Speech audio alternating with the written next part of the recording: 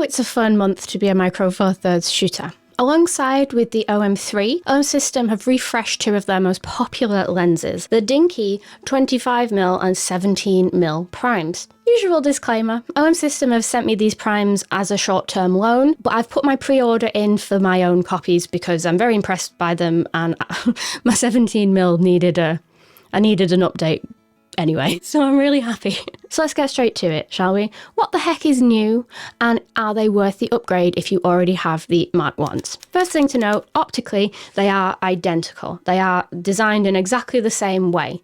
I believe there's a new form of coating on both of these lenses, which should help with colour and contrast, but in terms of the design of the lenses, optically, they are the same as the Mark 1s. The differences come in other areas. First of all, for the 25mm in particular, there's a really nice upgrade for a metal build. The original was always supposed to be more of a budget option, incredible optical quality and one of the sharpest primes that I think we've all known about on the Micro Four Thirds system, but it was a bit plastic. Fantastic. So now with the 25mm 1.8 Mark II, we have a metal build and we also have weather sealing as well. What about the 17? Very similar story. We've got rid of the manual clutch, which some people will be mad at, but for me, I spend my time accidentally engaging it more often than not, so I'm not too fussed. And we have full metal quality as well as weather sealing. So to the clutch lovers, I know you're out there. I do. I'm more of an aperture ring kind of gal myself, but no discrimination here. The reason that OM System omitted the clutch in this update is because in order to retain weather sealing, they could have done it with a clutch. There are some weather sealed lenses that have a clutch, but it would have made the overall build of the lens much bigger. If it comes down to having a small weather seal prime or a big chunky weather seal prime with a clutch, they opted for smaller. And I, for one, am really happy with that because I think this lens is designed to just look fantastic and pair well with the smaller sized cameras. And I think the main reason that they've refreshed these lenses now is particularly to pair them with the OM3. That camera is quite small and also weather sealed, so having small primes to go with it really does make sense. Let's talk about weather sealing in general. I had a little rabbit hole when I was thinking about these lenses. So these lenses are IPX1 rated. IPX1.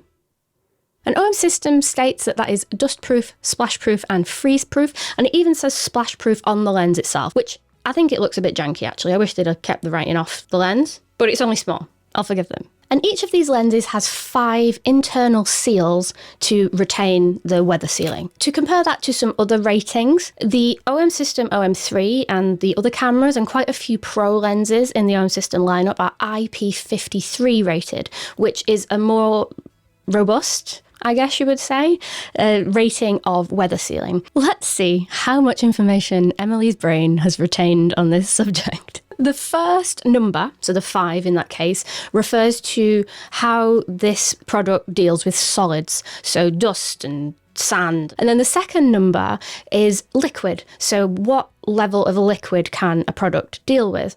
It goes all the way to like 8, I think, and 8 means it can just live under the sea. So there does seem to be a big disparity between the bodies and the lenses when it comes to weather sealing. However, I will also say that OM System are one of the very few brands, if only, that go to the trouble of certifying their equipment.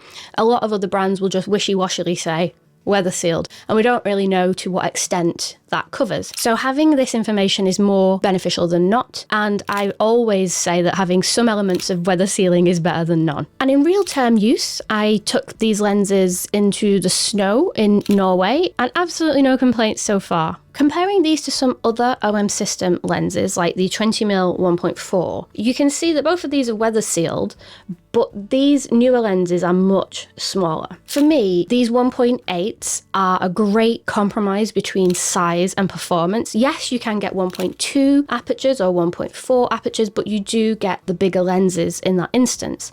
I'd rather have a 1.8 and have it nice and small, so these are right up my alley. The 2 cameras that I've been using them with so far, and I'll show you how they look because they're so cute. I've been using these on my GM5, absolutely dinky, and also on my EM5. Oh, GM5 and EM5. Lovely. And I don't have my OM3 yet. It's pre-ordered like the rest of you, but here is some footage from other YouTube channels to show you how these primes look on the OM3.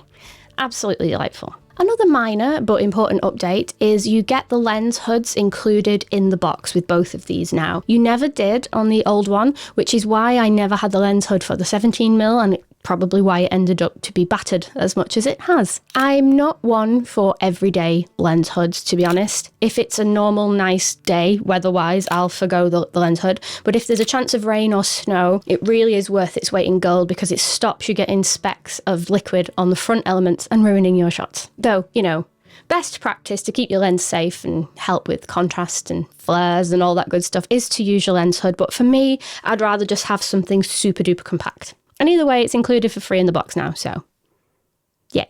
A great step forward that OM System are making, and I hope it may long continue, is both of these primes have the same filter thread at the front, which is 46mm. As I intend to use the OM3 as like a hybrid camera and do a little bit of vlogging when I'm out and about, having the same filter thread means I can quickly change my neutral density filters or my mist filters over without faffing with any step up or step down rings. On the Lumix lineup, all of their 1.8 primes have the same filter thread, and it just makes quickly changing lenses such a joy, and this is what I'd like to see more of in OM System. So is there enough new for you to upgrade, or perhaps is it worth getting the Mark II over the Mark I if you're looking to buy for the first time?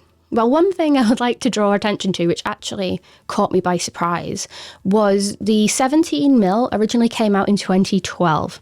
So it's like 13 years old. So for me personally, just because I've used my original 17mm to death and it is a slightly older lens now, I think just by having a fresh copy of the lens, I will get the benefit from updating my 17mm. The 25mm, the original, I never owned personally. I opted for the Lumix Leica 1.4, and I wanted a smaller weather-sealed 25mm, so this was on my radar as soon as it was announced. If the weather sealing appeals to you and you want that extra peace of mind, then I think it's a really good time to buy these. So it all depends. If you want your weather sealing and your better build quality, go wild.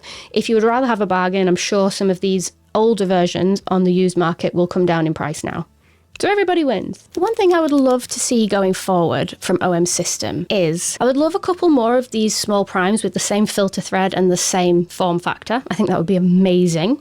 Imagine having, like, in the Lumix lineup, you have like 18 to 100mm and they're all the same. I just think that would be so good, but tiny. That'd be so good. But another thing I'd love to see, and let me know in the comments if you agree or not, because I have got niche opinions, is I'd actually love to see a refresh of the 2.8 pancake line. Having the 17mm 2.8 weather sealed would be an even more compact lens to put on the OM3 as a street photography camera.